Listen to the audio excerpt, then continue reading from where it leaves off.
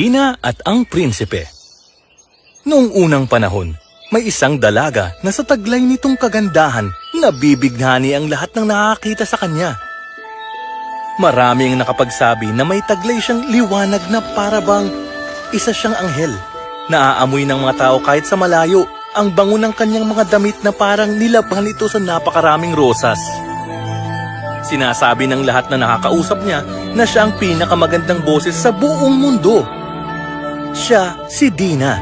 Anak siya ng tagagawa ng pabango. Isang araw, napadaan doon ang prinsipe ng buong kaharian at nalanghap niya ang napakabangong amoy ng rosas na agad na nakapagpatigil sa kanya. Noong ding mga oras na yun, lumabas naman si Dina sa hardin at nakita siya ng prinsipe.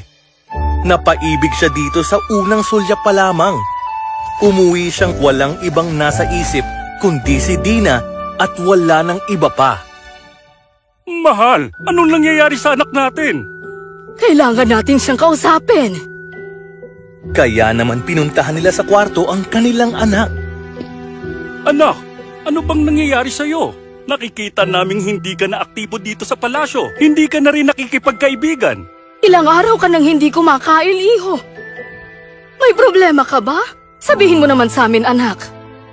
Patawarin niyo po ako, ama, ina, pero hindi ko maalis sa isip ko ang anak na tagagawa ng pabango.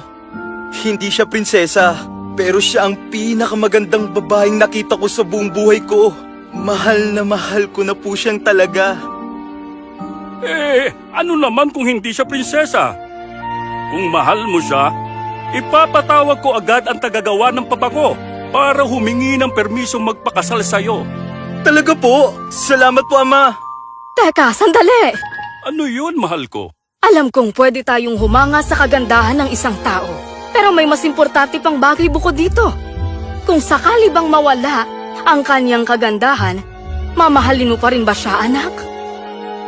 Tama ang iyong ina. Pag-isipan mong maigi, anak. Pansamantala lamang ang kagandahan. Alam ko po yun, ama. Yan ang dahilan kung bakit nahiya akong sabihin sa inyo ang lahat ng ito. Gusto ko siyang mahalin ng buong buo. Kung ganon, maghintay ka ng 1 taon. Umalis ka at maglakbay. Mamuhay ka na para bang hindi mo siya nakilala. Huwag mo siyang banggitin kahit na kanino. At kung mahal mo pa rin siya pagkalipas ng 1 taon, ipapakasal ko na kayong dalawa, iho. Sige po, ama. Gagawin ko po. Naglakbay nga ang prinsipe sa malalayong lugar. Namuhay siya na parang hindi niya kailanman nakilala si Dina. Hindi niya ni minsan binanggit ang pangalan nito. Pero gayon pa man, mahal pa rin niya ang dalaga. Pagkalipas ng 1 taon, agad na nagpadala ang hari at reyna ng sulat ng paanyaya sa tahanan ni Dina para pakasalan nito ang prinsipe. Aba, salamat! Papa, ano pong gagawin natin? 1 taon ka nang hinihintay ng Prinsipe, Dina. Matalino at matapat ang ating prinsipe. Totoong iniibig ka niya. Pero paano po kung mapahamak siya ng dahil sa akin? Magtiwala ka sa puong may kapal. Magtiwala ka sa buhay na ibinigay sa'yo, iha. Kung ganun, sasabihin natin sa hari na mananatili ako sa palasyo ng buong araw. Pero uuwi po ako dito pagsapit ng gabi. Sige, ako nang bahala. Pumunta ang ama ni Dina sa palasyo. Ibinahagi niya ang kagustuhan ni Dina sa mahal na hari. Mahal na hari, ikinagagalak namin tanggapin ang iyong imbitasyong kasal. Pero may isang kondisyon ng anak ko bago siya pumayag. Sa pagtira niya dito, mananatili siya sa buong araw sa palasyo. Pero papayagan niyo siyang umuwi sa bahay tuwing gabi. Sa totoo lang, mukhang kakaibang hiling nyo, Ginoo. Ngunit kung papayag ang aking anak, sige, hahayaan kong gawin nilang mag-asawa ang gusto nila. Naganap nga ang isang napaka-ingranding kasalan. Masayang-masaya silang dalawa. Kahit alam ng prinsipe na kailangang umuwi ni Dina tuwing gabi, masaya naman siyang makakasama na ito ng buong araw. Ngunit hindi niya inaasahan na nangyari ng sumunod na araw pagkatapos ng kasal. Bakit umuwi ka agad sa iyong ama pagkatapos ng kasalan? Gusto ko lang malaman. Masaya ka ba? Tignan mo ito, may dala ko para sa'yo. Gusto mo bang sumama sa akin maglakad sa labas? Ha? Nagtagal ng ilang buwan ng ganitong sitwasyon. Gabi-gabi umuuwi si Dina sa kanyang ama. Pagsapit ng umaga, bumabalik sa palasyo si Dina. Buong araw lamang siyang umuupo sa tabi ng bintana na hindi man lang tumitingin sa prinsipe. Mahal na mahal ng prinsipe si Dina kaya hindi niya magawang magalit dito. Mahal mo ba ako, Dina? Sabi mo sa akin kung paano kita mapapasaya. Masaya na akong tumingin ka sa akin ngayon. Salamat.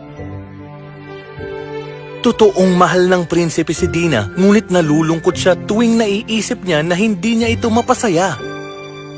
Isang araw habang naglalakad siya sa kanilang hardin, nakasalubong niya ang kanyang kaibigang hardinero. Mahal na prinsipe, nalulungkot akong makita kang hindi masaya. Sabihin mo sa akin kung anong problema. Hindi ko na alam ang gagawin ko, John. Walang araw na hindi umuwi si Dina sa kanyang ama tuwing gabi. Pagdating niya ng umaga, hindi niya ako kinakausap o tinitignan man lang. Mahal ko siya pero hindi ko alam kung paano siya pasasayain. Anong gagawin ko? Meron akong bagay na makakatulong sa'yo. Dalhin mo ito, mahal na prinsipe. Ihalo mo sa tubig ang laman ng pulang bote. Kapag ininom mo ito, maglalaho ka at walang sino man ang makakakita sa iyo. At kung gusto mong bumalik sa dati, uminom ka naman ng tubig na hinaluan nitong laman ng berdeng bote. Huwag mong kakalimutan ng sinabi ko sa inyo. Maraming salamat, John. Kinagabihan, ginamit ng prinsipe ang pangpalaho. Sumakay siya sa karwahe kasama si Dina na pauwi sa kanyang ama.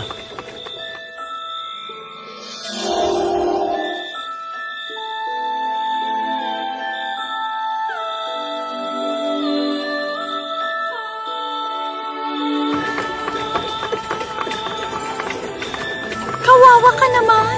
Napakalungkot mo siguro. Alam mo, napakasama ako sa prinsipe. Gusto ko na sabihin sa kanya lahat, pero hindi pwede. Malinaw ngang mahal na mahal ka niya para hindi kanya piliting magsalita. Purihin ang hari ng kalangitan! Simulan na ang konserto! Umawit si Dina at ang mga anghel, taglay ang pinakamagagandang boses nila. Umawit sila hanggang umaga, hanggang sa patigilin ito ni Indra. Panginoon, gusto ko pong... Hindi pa panahon, Dina. Pagbalik sa palasyo, ininom ng prinsipe ang tubig sa berdeng bote. Agad niyang kinausap si Dina. Dina, meron akong kakaibang panaginip kagabi. Nakita kita sa isang karwahe kasama ang isang anghel at kumakanta ka sa harapan ng hari ng kalangitan. Pero hindi ko maiwasang maramdaman na meron kang dinaramdam. Ano ba talagang problema, mahal ko?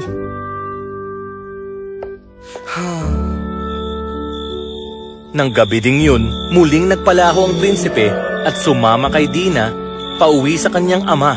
Naghihintay sa kanya ang anghel at ang gintong karwahe. Mukhang higit na mas malungkot ka ngayon kaysa dati, ah. Nakikita ko naghihirap ang prinsipe at wala akong magawa para tulungan siya ngayon. Mahal mo ba talaga siya, Dina? Higit pa sa buhay ko, pero hindi ko pa rin to masabi sa kanya. Sandali pa at nakarating silang muli sa palasyo ng kalangitan. Nang gabing yun, napuno ng magagandang dekorasyon at diamante ang bulwagan ng kalangitan. Sa gitna nito, naroon pa din ang malaking sulo katulad ng nakaraang gabi. Purihin ang hari ng kalangitan! Simulan na ang konserto! Umawit muli si Dina at ang mga anghel. Ito na yatang pinakamagandang boses na pwede mong marinig. Umawit sila hanggang umaga, hanggang sa patigilin ni ito ni Indra. Panginoon, kasi po... Hindi pa maaari, Dina. Pagbalik sa palasyo, ininom ng prinsipe ang tubig sa berdeng bote, muli niyang kinausap si Dina. Dina, nanaginip ako ulit ng kakaibang panaginip kagabi. Nakita kita na sa isang karwahe kasama ang isang anghel at kumakanta sa harapan ng hari ng kalangitan. Pero napakalungkot mo, malungkot para sa isang taong mahal mo. Bakit ka malungkot, mahal ko? Ikinagulat ito ni Dina. Matyagang nag-antay ang prinsipe at sa wakas, nagsalita na rin si Dina. Totoo bang napanaginipan mo to lahat? Parang ganun na nga. Mahal kita, Dina. Sabi mo sa akin ano bang nagpapahirap sa'yo. Kung talaga mahal mo ako, huwag mo na ako susundan ngayong gabi, naintindihan mo? Sige, ikaw ang masusunod. Nang gabing iyon, hindi nga sumabay ang prinsipe kay Dina. Sumakay silang muli sa gintong karwahe. Dina! Kinausap mo ba talaga siya ngayon? Oo. Alam mo bang ibig sabihin nun? Bahala na. Nang gabing iyon, umawit sila ng buong gabi sa palasyo sa kalangitan. Kinaumagahan ng patigilin ni Indra ang konsyerto. Panginoon, ano po? Hindi pa! Nakipag-usap ako sa kanya. Ano? Kahit alam mong... Na kapag kinausap ko ang asawa ko, bago pa man magkaapoy ang sulo sa pag-awit ko, mawawala ang kagandahan ko at kabataan ko. Oo! Pero ginawa mo pa rin? Mahal niya ako at mahal ko din siya. Hindi ko na kayang nakikita siyang nahihirapan. Mas maigi pang mawala ang iniingatan kong ganda at iwanan niya kesa naman magkasama kami pero nasasaktan ko lang siya. Kung ganon, sige. Pagsapit ng umaga nang muling puntahan ng prinsipe si Dina, nakita niyang nasa sulok ito at hindi humaharap sa kanya. Tinawag niya ito. Dina? Humarap si Dina. Iba na ang itsura at hindi na tulad ng dati. Wala na ang kislap sa kanyang muka at puno na ito ng peklat. Patawarin mo ko. Nasa ilalim ako ng sumpa na kapag kinausap ko ang asawa ko, bago maapuyan ang sulo sa aking awit, mawawala ang aking kagandahan. Ngunit hindi ko kayang saktan ka na matagal. At ngayon, heto na ako. Sa wakas, kinausap mo din ako. Nagawa mo talikuran ng kagandaan mo para lang sa pag-ibig mo sa akin, Dina. Hindi na nagbago ang tingin ko sa'yo. Mahal kita! At mananatili kang pinakamagandang babae sa aking paningin. Ito ang apoy ng tunay na pag-ibig na marunong magsakripisyo. Hindi nagtagal, bumalik sa dati si Dina. Dina, nagbalik ka na! Patawad dahil nasaktan kita. Ngayon, hinding-hindi na kita iiwan kahit kailan. At sa wakas, nakamta na din ng prinsipe ang pagmamahal ni Dina. Namuhay sila ng masaya sa piling ng bawat isa na may buo at wagas na pag-ibig.